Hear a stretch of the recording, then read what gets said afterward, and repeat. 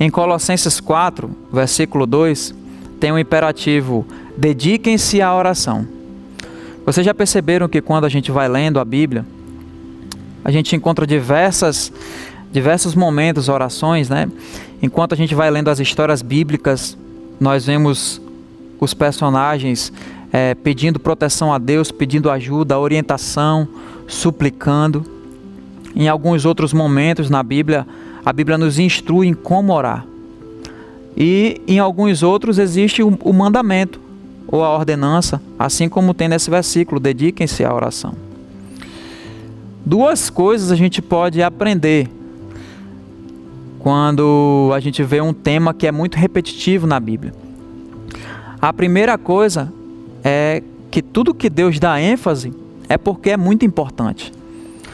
Então, se a palavra de Deus, de capa a capa, ela traz o tema da oração, o tempo todo se repetindo, é porque isso é muito importante para Deus. A oração nada mais é do que falar com Deus. E ao falar com Deus, a gente se relaciona com Ele. Isso é um tema muito importante. E a segunda coisa que a gente aprende é que o quanto nós precisamos ser lembrados, né? Se Deus repete isso em toda a sua Escritura, é porque deve ser uma área em que a gente tem muita facilidade de esquecer ou deixar de lado. Deve ser uma área frágil da vida cristã. Então, eu gostaria de compartilhar com você um texto que sempre me vem à mente quando o tema é oração. Em 1 Timóteo, capítulo 2, nos versos de 1 a 3, diz assim: antes de tudo, recomendo que se façam súplicas, orações, intercessões e ações de graça por todos os homens, pelos reis e por todos que exercem autoridade, para que tenhamos uma vida tranquila e pacífica, com toda a piedade e dignidade. Isso é bom e agradável perante Deus, nosso Salvador. Nesses versículos a gente tira várias lições. A primeira é sobre a primazia da oração.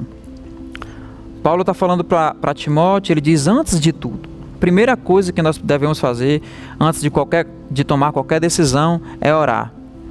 E aí ele dá vários exemplos.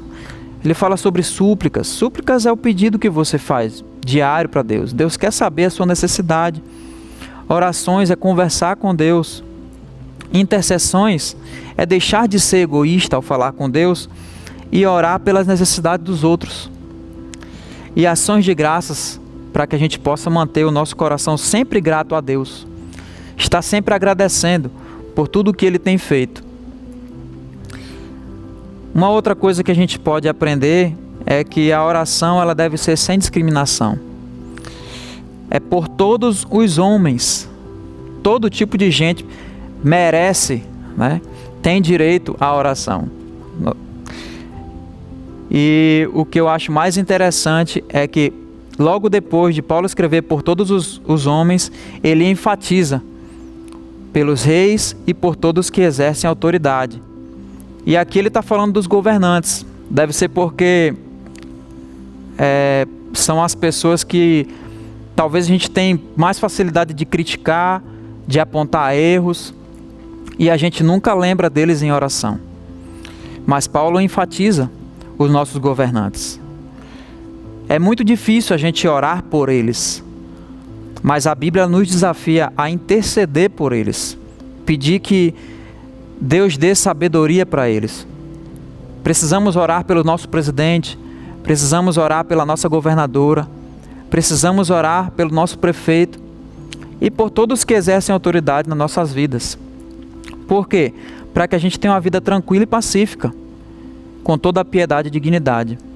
Essas pessoas são autoridades instituídas por Deus, e as decisões que elas tomam, elas podem trazer paz ou aflição para a igreja.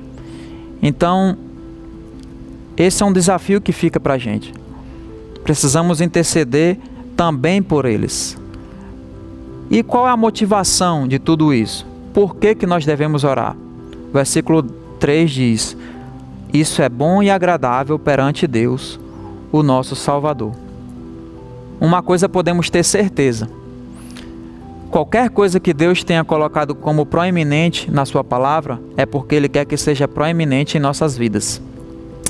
Então, que tal começar esse dia orando, agradecendo a Deus, lembrando dos nossos governantes. Coloque seus vizinhos, seus parentes em oração e termine agradecendo a Deus, porque Ele sempre nos lembra, através de sua palavra, daquilo que nós precisamos ser lembrados. Colocarmos em prática a oração.